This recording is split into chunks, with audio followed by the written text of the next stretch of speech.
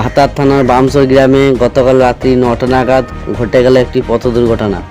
ঘটনা সূত্রে জানা গেছে যে রাত্রি 9টার সময় একটি বড় ডাম্পার হাই রোডের ধারে থাকা একটি বট গাছে সজোরে ধাক্কা মারে, যার ফলে গাছটির একাংশ রাস্তার মাঝে পড়ে যায় এবং ওই গাছটির একাংশ পড়ে যাওয়ার কারণে রাস্তার ধারে থাকা ইলেকট্রিক পোলও ভেঙে পড়ে যায়, যার ফলস্বরূপ ওই এলাকায় কিছুক্ষণের জন্য যান চলাচল ব্যাহত হয় এবং ইলেকট্রিক সরবরাহ বন্ধ থাকে। ঘটনাস্থলে খুব দ্রুত ভাতার থানার পুলিশ এবং ইলেকট্রিক ডিপার্টমেন্টের গাড়ি এসে হাজির হয় এবং গ্রামবাসীদের সহায়তায় চটজলদি এই পরিস্থিতির মোকাবিলা করে।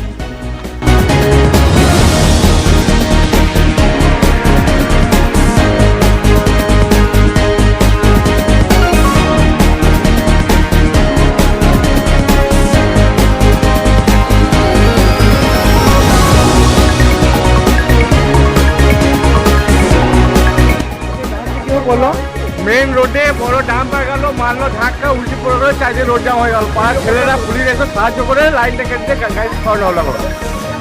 আপনার নাম কি?